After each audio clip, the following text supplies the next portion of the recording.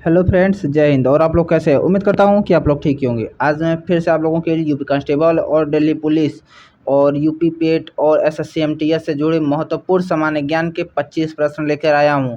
यह सभी प्रश्न प्रीवियस ईयर्स के पेपर से लिए गए हैं, जो कि आगे आने के अत्यधिक चांसेस हैं।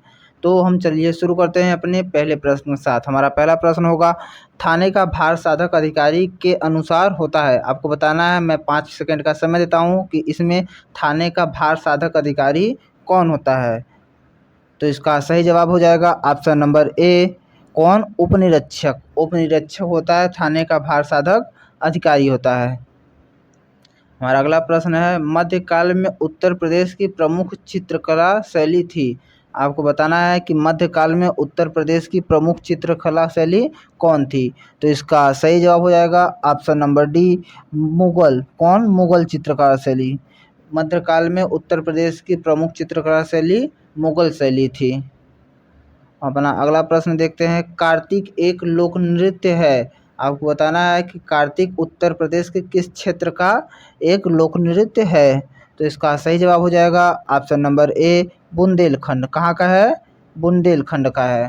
कार्तिक उत्तर प्रदेश के बुंदेलखंड का एक लोक नृत्य है। अपना अगला प्रश्न देखते हैं, उत्तर प्रदेश में चित्रकला की लखनऊ शैली का विकास किसने किया। आपको बताना है कि उत्तर प्रदेश में जो चित्रकला की लखनऊ शैली है उसका विकास किसने किया। तो इसका सही जवाब हो जाएगा option number D, Ashish Kumar Haldar. कौन? आशीष कुमार हलदार ने किया। हम अपना अगला प्रश्न देखते हैं, उत्तर प्रदेश का सबसे पुराना इंजीनियरिंग कॉलेज कहाँ स्थित है। आपको बताना है कि जो उत्तर प्रदेश का सबसे पुराना इंजीनियरिंग कॉलेज है वह कहाँ पर स्थित है। तो इसका सही जवाब हो जाएगा ऑप्शन नंबर सी, आगरा। कहाँ पर स्थित है? आगरा में उत्तर प्रदेश का सबसे पुराना इंजीनियरिंग कॉलेज स्थित है। अपना अगला प्रश्न देखते हैं, उत्तर प्रदेश में प्रथम विकलांग विश्वविद्यालय कहाँ स्थापित किया गया है। आपको बताना है कि उत्तर प्रदेश में प्रथम विकलांग विश्वविद्यालय कहाँ पर स्थापित किया गया है। तो इसका सही जवाब हो जाएगा ऑप्शन नंबर सी, चित्रकूट में। कहाँ पर स्थापित किया गया है? चित्रकूट में। दोस्तों, यह सभी प्रश्न प्रीवियस ईयर से लिए गए हैं और बहुत ही इंपॉर्टेंट है, जो कि आगे आने वाली यूपीएसआई, यूपीएसएससी और किसी भी यूपी पुलिस की परीक्षा में पूछे जाने के अधिक चांसेस है। तो आप इसे नोट करते चलिएगा और आप लोग लास्ट में ज़रूर बताइएगा कि आपने इन 25 से कितने प्रश्नों का सही जवाब दिया। तो हम अपना अगला प्रश्न देखते हैं, निम्न में कौन सही सुमेलन है। तो आपको बताना है, जो 4 विकल्प दिए हैं, नृत्य और उससे संबंधित क्षेत्र, इसमें से सही सुमेलित कौन सा है।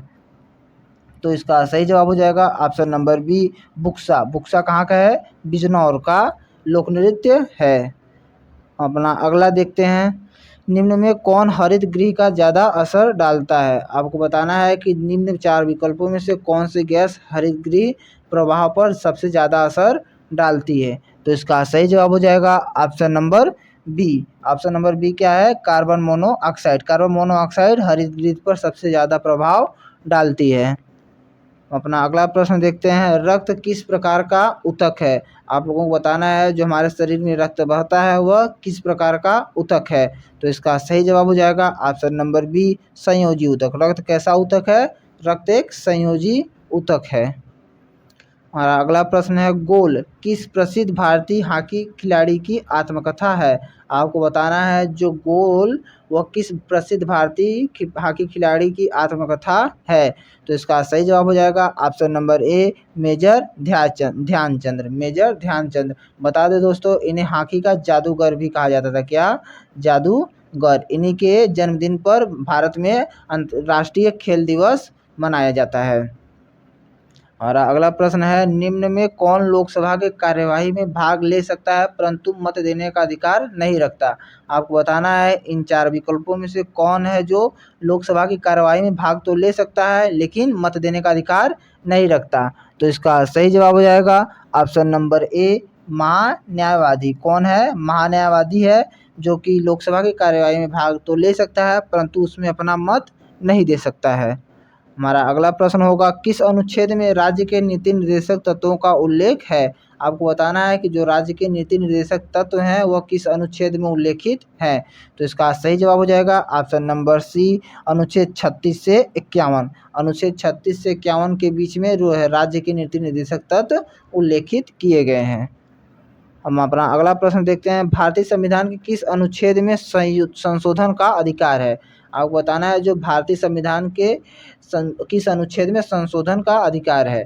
तो इसका सही जवाब हो जाएगा ऑप्शन नंबर डी, अनुच्छेद 368। अनुच्छेद 368 में संशोधन का अधिकार दिया गया है। दोस्तों आप इसे नोट करते चलिएगा क्योंकि यह बहुत ही इंपॉर्टेंट प्रश्न है और आप लोगों की सहायता प्रदान करेंगे। हमारा अगला प्रश्न होगा, सरकार के विरुद्ध और विश्वास प्रस्ताव के किस सदन में लाया जा सकता है? आपको बताना है कि सरकार के विरुद्ध विश्वास प्रस्ताव संसद के किस सदन में लाया जा सकता है। तो इसका सही जवाब हो जाएगा ऑप्शन नंबर ए, कहाँ पे? लोकसभा में। ऑप्शन नंबर ए, लोकसभा में सरकार के विरुद्ध विश्वास प्रस्ताव लाया जा सकता है।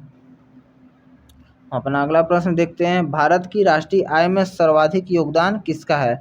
आपको बताना है कि इन 4 विकल्पों में से भारत के राष्ट्रीय आय में सर्वाधिक योगदान किस क्षेत्र का है। तो इसका सही जवाब हो जाएगा ऑप्शन नंबर सी, तृतीयक क्षेत्र। कौन सा क्षेत्र?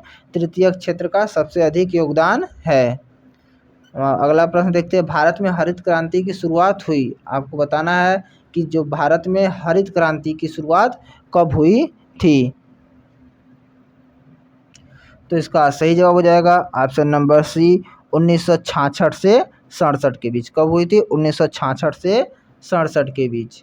हमारा अगला प्रश्न है, वह अवस्था जिसमें मुद्रा का मूल्य गिर जाता है और कीमतें बढ़ जाती है क्या कहलाता है? आपको बताना है कि वह अवस्था जिसमें मुद्रा का मूल्य गिर गया हो और कीमतें बढ़ गई हो, वह अवस्था क्या कहलाती है? तो इसका सही जवाब हो जाएगा ऑप्शन नंबर ए, मुद्रास्फीति। क्या कहलाती है?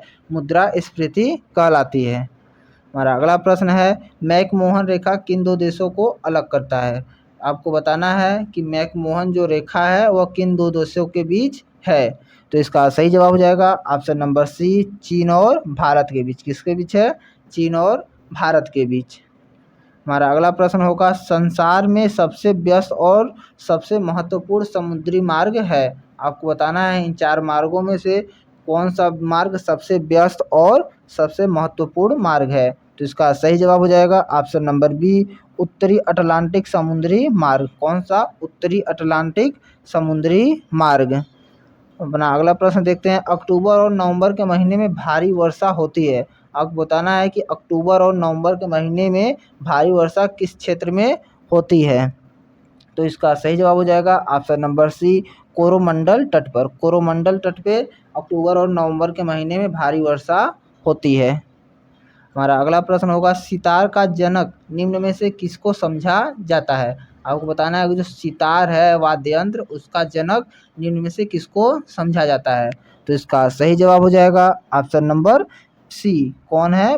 अमीर खुसरो। अमीर खुसरो को सितार का जनक समझा जाता है। अपना अगला प्रश्न देखते हैं, सांची के स्तूप का निर्माण किसने करवाया था? आपको बताना है कि सांची के स्तूप का निर्माण किसने करवाया था। तो इसका सही जवाब हो जाएगा ऑप्शन नंबर सी, अशोक ने। किसने करवाया था? अशोक ने सांची के स्तूप का निर्माण करवाया था।